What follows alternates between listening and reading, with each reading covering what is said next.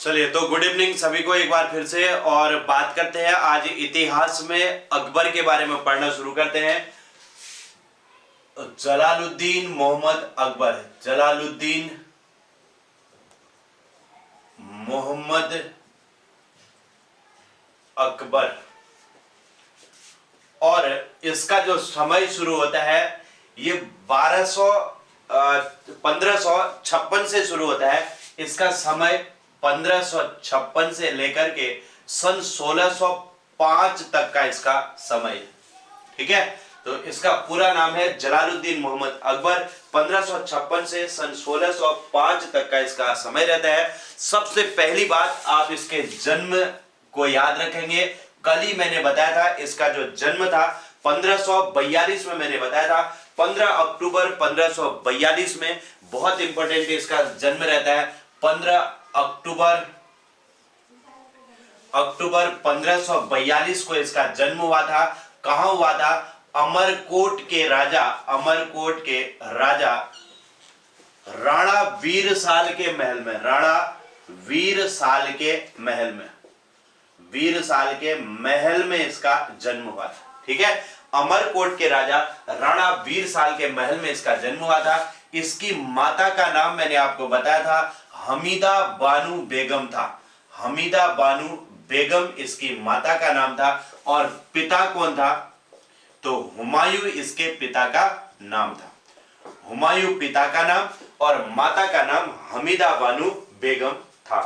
ठीक है, और इसका जो संरक्षक था, संरक्षक आपने पढ़ा था कल ही मैंने बताया था। इसका संरक्षक किसे बनाया था? तो बैरम खां को हुमायूं ने इसका संरक्षक बनाया था। इसका संरक्षक कौन था? तो बैरम खां था। ठीक है, इसको आप लोग याद रख लेंगे। इसके बाद इसके गुरु की अगर बात करें, गुरु का नाम भी कई बार पूछा जाता है, अब्दुल लतीफ ईरानी। गुरु कौन था? तो अब्दुल लतीफ ईरानी ये इसका गुरु। ठीक है, अब्दुल लतीफ ईरानी को इसका गुरु बनाया गया था और बैरम का इसका संरक्षक हो गया। इतनी चीजें तो ये बेसिक इसके बारे में जानकारी थी। अब देखो, इसके बाद जब इसका विवाह हुआ तो इसकी पत्नी का नाम याद रखेंगे। एक तो रुकैया बेगम इसकी पत्नी थी, रुकैया बेगम। एक सलीमा बानू बेगम थी, सलीमा बानू बेगम। और इसके अलावा एक जोधाबाई का नाम सबने सुना ही होगा। तो जोधाबाई इसकी पत्नी थी, जोधा, या इसे हरकाबाई भी कहते हैं। जोधाबाई को और क्या कहते हैं? हरकाबाई भी कहते हैं। ये कुछ ज्यादा इंपॉर्टेंट इसकी पत्नियों के नाम है। वैसे तो और भी कई सारी पत्नियां थी, लेकिन रुकैया बेगम, सलीमा बानू बेगम और जोधा बेगम के बारे में आप लोग विशेष रूप से इनके नामों को याद रखेंगे। ठीक है, अब इसके पुत्र का नाम, एक पुत्र का नाम इंपॉर्टेंट आता है जिस पर हम आगे बात करेंगे। ठीक है, इसका नाम जहांगीर इसका नाम था, जिसे हम सलीम के नाम से जानते हैं। जहांगीर या सलीम कहा जाता है। इसकी एक सौतेली मां कह लो या धाई मां कह लो, जिसने इसका पालन पोषण किया था, पालन पोषण करने वाली। ठीक है, एक तो इसकी मां का नाम आपने देखा हमीदा बानू बेगम इसकी मां थी, और एक माहम अनगा थी जिसने इसका पालन पोषण किया था। क्या नाम था इसका? माहम अनगा। माहम अनगा का भी काफी इसके जीवन में रोल रहा, तो इसने इसका पालन पोषण किया था। इन बातों को आप लोग थोड़ा सा ध्यान रखेंगे। इससे ज्यादा अन्य चीजों पर हमें बहुत ज्यादा जानने की जरूरत नहीं है। इन फैक्टों को आप लोग याद रखेंगे। माता हमीदा बानू बेगम, पिता हुमायूं, संरक्षक बैरम खां, गुरु अब्दुल लतीफ ईरानी और पत्नी का नाम था रुकैया बानू बेगम, सलीमा बानू बेगम और जोधाबाई। पुत्र का नाम जहांगीर या इसे सलीम कहा जाता है। और इसका पालन पोषण किसने किया? तो माहम अनगा ने इसका पालन पोषण किया था, जिसे ये अपनी मां की तरह से ही मानता था। ठीक है, अब बात आई इसके शासक बनने की। 1556 में 14 वर्ष की अवस्था में यह शासक बन गया था। तो यहां से हम लिख लेते हैं कि 14 वर्ष की अवस्था में अकबर शासक बना। 14 वर्ष की अवस्था में शासक बन गया था। 42 में जन्म हुआ है, 42 और 14 जोड़ लो तो 1556 हो गया ये, ठीक है। 1542 में इसका जन्म हुआ था और 1556 में ये शासक बन गया था, ठीक। अब ये इससे इसका सबसे पहले जो एक युद्ध होता है इस पर हम चर्चा करते हैं, जिसे हम कहते हैं पानीपत का द्वितीय युद्ध। इसको याद रखना, पानीपत का दूसरा युद्ध। दूसरा युद्ध ये कब हुआ था? तो 1556 में हुआ था। 1556 में पानीपत का पहला युद्ध आपने पढ़ा ही था। 1526 में बाबर और इब्राहिम लोदी के बीच हुआ था। लेकिन पानीपत का दूसरा युद्ध 1556 बहुत इंपॉर्टेंट है। इसमें किस किस के बीच हुआ? देखो, अकबर था एक साइड, दूसरी साइड था अकबर प्लस बैरम खां, एक साइड थे बैरम खां, और दूसरी ओर कौन था? दूसरी ओर एक तो हेमू था, एक आदिल शाह सूर था। आदिल शाह सूर शेर शाह सूरी का बेटा था, आदिल शाह सूर, और दूसरा जो है हेमू था। दूसरी ओर कौन था? हेमू। ये दो एक तरफ थे, ये दो एक तरफ थे। और हेमू की अगर बात करें, हेमू लगातार 22 युद्धों का विजेता था और हेमू ने इनकी मुगलों की जो सेना थी इसको पूरी तरीके से पराजित कर दिया था। लेकिन अंत में एक तीर हेमू को जाकर के लग गया था जिसमें हेमू मारा गया, और उसके बाद इनको यहां पर ये सफलता मिल गई थी। और अकबर फिर उसके बाद यहां पर दोबारा से अपने राज्य को इसने प्राप्त कर लिया था, ठीक है। तो इस युद्ध में अकबर और बैरम खां की जीत हुई। बैरम खां ही था, अकबर तो छोटा सा था, वो युद्ध करता नहीं था, बस वो भागने की तैयारी कर रहा था फारस को। उसे लग गया था कि अब हम जीतने वाले नहीं है, और वो फारस को भागने के लिए तैयार था। लेकिन बैरम खां ने उसे रोके रखा। बैरम खां और अकबर की जीत हुई। ठीक है, और इस बात को ध्यान रखना। इसके बाद देखो दूसरी बात, एक हेमू के बारे में थोड़ा सा ध्यान रखेंगे। हेमू लगातार 22 युद्धों का विजेता था। 22 युद्धों का विजेता था।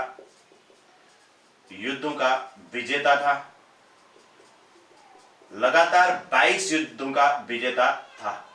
एक तो इसको याद रखना। और दूसरी बात, ये 18वां शासक था जिसने 18वां ऐसा शासक था, 14वां ऐसा शासक था।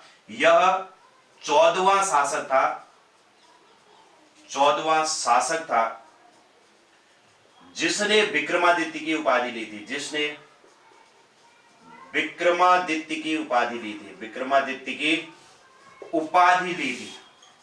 यह बात भी ध्यान रखना, उपाधि ली थी।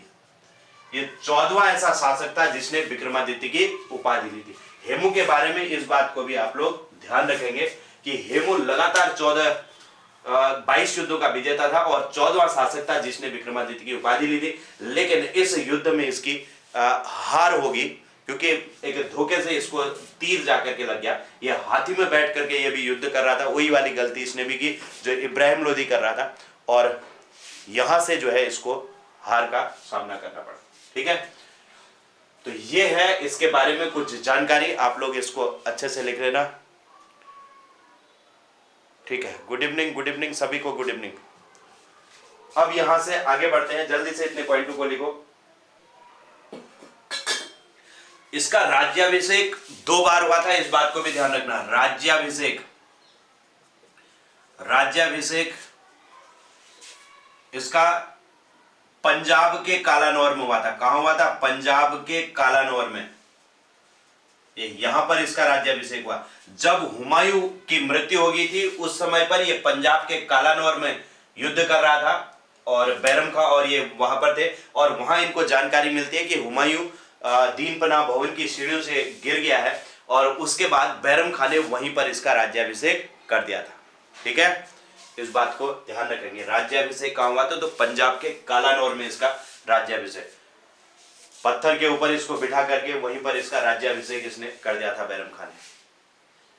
ठीक है, लिखा सबने?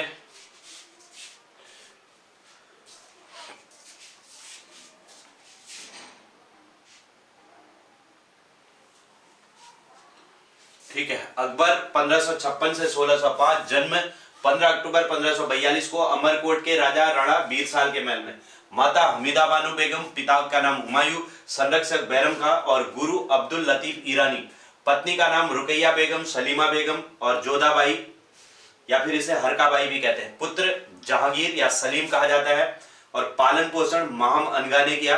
राज्याभिषेक इसका पंजाब के कालानौर में हुआ। 14 वर्ष की अवस्था में शासक बना और फिर यहां पर आता है पानीपत का दूसरा युद्ध 1556 में। अकबर और बैरम खां एक तरफ थे, दूसरी तरफ आदिल शाह सूर और हेमू थे। इस युद्ध में बैरम खां और अकबर की जीत हुई और हेमू लगातार 22 युद्धों का विजेता था। यह 14वां शासक था जिसने विक्रमादित्य की उपाधि ली थी, लेकिन इस युद्ध में बैरम खां जो हेमू था, हेमू मारा गया था। ठीक है,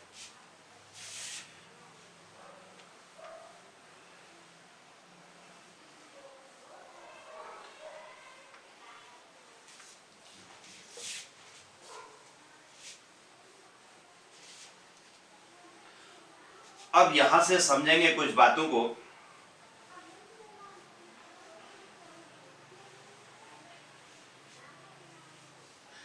अब देखिए, अकबर का जो समय था 1556 से लेकर के 1556 से 1560 तक बैरम खां की प्रधानता का समय रहा। बैरम खां की प्रधानता का समय, प्रधानता, और 1560 से लेकर के 1562 तक माहम अनगा की प्रधानता रही। माहम अनगा की प्रधानता रही और इस समय को पेटीकोट शासन कहते हैं। क्या कहते हैं? पेटीकोट शासन या फिर पर्दा शासन भी कहते हैं, या पर्दा शासन के नाम से भी जाना जाता है। बहुत इंपॉर्टेंट ये भी क्वेश्चन बनता है कि किसके समय को पेटीकोट शासन या पर्दा शासन कहा जाता है, तो महामनगा के समय को कहा जाता है। और 1562 से लेकर के 1605 तक फिर अकबर की प्रधानता रही। ठीक है, अब देखो, जो अकबर के सगे संबंधी थे, अकबर के सगे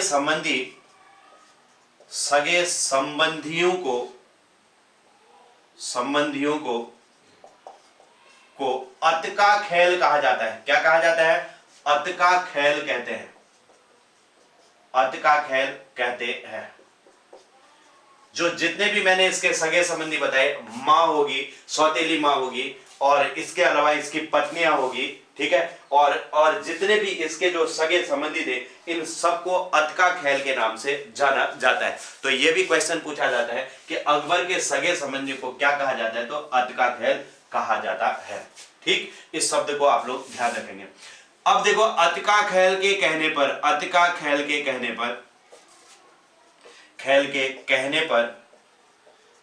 पर सन 1560 में अकबर ने बैरम खां के समक्ष 3 प्रस्ताव रखे। बैरम खां के समक्ष 3 प्रस्ताव रखे। अब बैरम खां संरक्षक था, वही संभालता था सारा काम, लेकिन ये जो अतका खेल थी, ये सब नहीं चाहते थे कि बैरम खां प्रमुख बने, क्योंकि वो खुद शासक बनना चाहती थी। इसकी जो माँ थी महामनगा खुद शासन को संभालना चाहती थी। इसलिए उसने इस अकबर को जो है उसको बहलाया फुसलाया और उससे कहा कि भाई किसी तरीके से तो इसको जो है बैरम खां को हटा, नहीं तो ये शासक बन जाएगा। और इसी अतका खेल के कहने पर 1560 में अकबर ने बैरम खां के समक्ष 3 प्रस्ताव रखे। बैरम खां के समक्ष 3 प्रस्ताव रखे।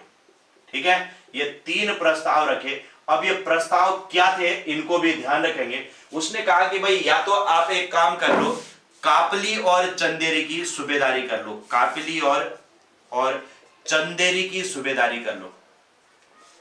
चंदेरी की सूबेदारी कर लो, सूबेदारी। या फिर दूसरा, गुप्तचर विभाग के प्रमुख बन जाओ। गुप्तचर विभाग के प्रमुख बन जाओ, विभाग के प्रमुख। ठीक है, गुप्तचर विभाग के प्रमुख बन जाओ। या फिर तीसरा उसने कहा कि भाई यार आप एक काम करो, मक्का की यात्रा में चले जाओ। मक्का की यात्रा, ये 3 प्रस्ताव बैरम खां के समक्ष अकबर ने रख दिए। तो बैरम खां समझ गया कि भाई अब मेरा काम यहां पर नहीं रहा, क्योंकि तू जो है, तेरे को बचपन से, जब से तू पैदा हुआ था तब से तेरे को संभाला, लेकिन आज जो है अब तू मेरे सामने जब प्रस्ताव रखने लग गया, तो इसका मतलब यह है कि अब मुझे यहां पर काम करने का कोई मतलब नहीं है ना। तो बैरम खां ने क्या किया, बैरम खां ने मक्का की यात्रा को स्वीकार किया, ठीक है, और वो मक्का की यात्रा के लिए वहां से चल पड़ा, ठीक है। लेकिन जब ये मक्का की यात्रा पर जाता है तो इस दौरान जो है पाटन के निकट कहते हैं एक अफगान ने जो है मुबारक खान नामक अफगान ने इसकी हत्या कर दी, ठीक है, स्वीकार किया। लेकिन पाटन के निकट मुबारक खां नामक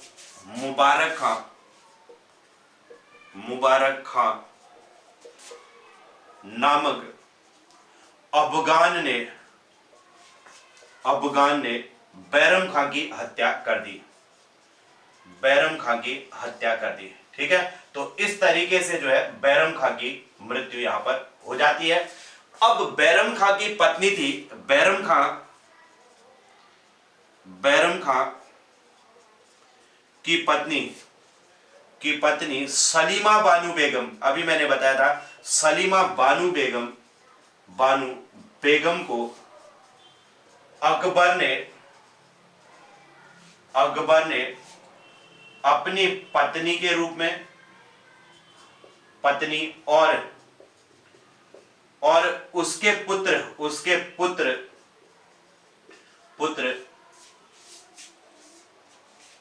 रहीम को अपने पुत्र के रूप में स्वीकार किया,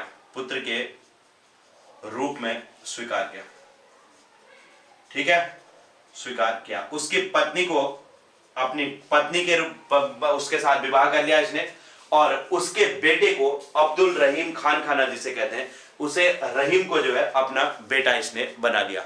तो इस तरीके से ये वाला समय जो है 1556 से 60 का समय ये रहा। अब 60 से 62 का समय किसकी प्रधानता रही, माहम अनगा की प्रधानता रही, और इस समय को कहते हैं पेटीकोट शासन या पर्दा शासन कहते हैं। अब उसके बाद 1562 से अकबर ने खुद अपना काम संभालना शुरू किया, ठीक है। 1562 से जो है अकबर धीरे धीरे, अकबर को फिर ये कहानी समझ आने लगी कि भाई इसकी, ये जिसको अपनी मां मानता है और मां से भी अधिक मानता है, और वह अपने बेटे को शासक बनाने के लिए इतने तरीके की ये सब योजनाएं कर रही थी। तो फिर उसके बाद सारे षड्यंत्र अकबर के सामने आ जाते हैं कि इसने किस तरीके से षड्यंत्र रचे, और फिर ऐसे में वह इसके बेटे का नाम होता है आदम खां, उसकी हत्या कर देता है और इस माहम अनगा को बंदी बना करके जेल में डाल देता है, और वहीं फिर माहम अनगा की मृत्यु होती है। तो इस तरीके से अकबर फिर एक जलाल के रूप में बन जाता है, तभी उसको जलालुद्दीन मोहम्मद अकबर भी कहा जाता है। मतलब फिर ये एक अत्यंत आक्रोशित किस्म का शासक यहां से बन जाता है, ठीक है। और जहां जाता है वहां पर ये हजारों लाखों की संख्या में लोगों की हत्याएं करना शुरू कर देता है, और जहां भी गया इसने कई सारे युद्ध किए, और पूरे भारत पर इसने 15 सूबे उस टाइम पर अपने बना लिए थे, ठीक है। लेकिन कहते हैं कि राजपूतों से ये कभी भी पूरी तरीके से वहां पर विजय हासिल नहीं कर पाया था, जो कि राजस्थान का क्षेत्र था। चलिए, तो अब यहां से आगे बढ़ते हैं और बात करते हैं अकबर के समय की 1562 से। अब देखिए यहां पर कुछ प्रमुख कार्य हैं, इन पर हम चर्चा करते हैं।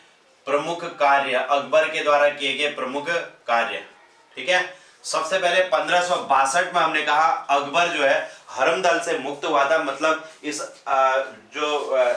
अतका कहल जो था उससे मुक्त हो गया था, इसको ध्यान रखेंगे। और इसने सबसे पहले 1562 में दास प्रथा का अंत किया था, दास प्रथा का अंत किया, एक तो इसको याद रखेंगे, ठीक है। दूसरा 1563 और 1564, 1562 में दास प्रथा का अंत किया, जबकि 1563 में इसने तीर्थ कर को समाप्त कर दिया था, ठीक है। तीर्थ यात्रा पर जो कर लगता था उसको समाप्त किया, तीर्थ कर समाप्त किया।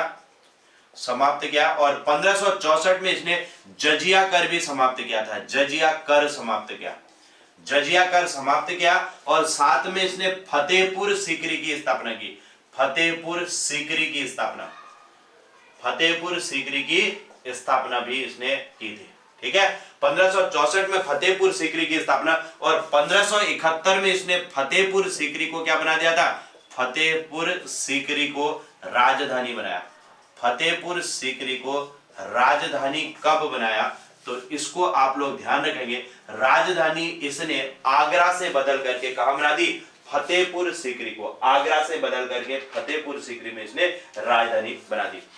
अब 1575 में इसने एक इबादत खाना बनाया, 1575 में इबादत खाने की स्थापना की, इबादत खाने की स्थापना, मतलब यह था कि एक प्रे करने का स्थल था जिसे इबादत खाना कहा जाता है, पूजा का स्थान इसने बनाया। ठीक है, और 1582 में इसने एक धर्म चलाया जिसे दीन ए इलाही धर्म कहते हैं। 1582 में क्या चलाया, दीन ए इलाही, दीन ए इलाही, दीन ए इलाही इसने संबंध भी चलाया था और धर्म भी चलाया था। ठीक है, दीन ए इलाही इसने पहले धर्म चलाया और फिर इलाही संबंध चलाया, दीन ए इलाही इसने धर्म चलाया, इसने अपना एक अलग धर्म बना दिया था, दीन ए इलाही धर्म इसे कहा गया।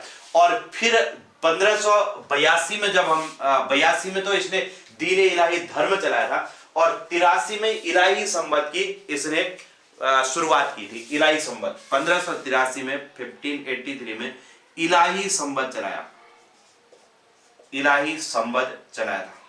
ठीक है, ये इसने अपना एक अलग संबंध चला दिया जिसे कहते हैं इलाही संबंध। क्लियर हो गया, ये कुछ फैक्ट थे, इनको आप लोग ध्यान रखेंगे जो कि इसके समय की प्रमुख घटनाएं हैं, अक्सर इनसे क्वेश्चन पूछा जाता है। दास प्रथा का अंत 1562, तीर्थ कर समाप्त किया 1563, जजिया कर समाप्त किया 1564, और फतेहपुर सीकरी की स्थापना 1564 में, और 1571 में फतेहपुर सीकरी को राजधानी बनाया, 1575 में इबादत खाने की स्थापना की, 1582 में दीन ए इलाही धर्म चलाया, और 1583 में इसने इलाही संबंध चला दिया था। ठीक है, और एक और पॉइंट लिखते हो तो लिख लो, 1585 में इसने राजधानी लाहौर बनाई, राजधानी कहां बनाई, लाहौर बना दी, फतेहपुर सीकरी से हटा करके लाहौर बना, फिर बाद में फिर से ये आगरा अपनी राजधानी लेकर के आया था। ठीक है, अब इसके समय के कुछ प्रमुख अभियान हैं, उन अभियानों की भी हम यहाँ पर बात करते हैं, जल्दी से इनको लिख लीजिए। प्रमुख अभियान जो है उनको हम यहाँ पर पढ़ेंगे।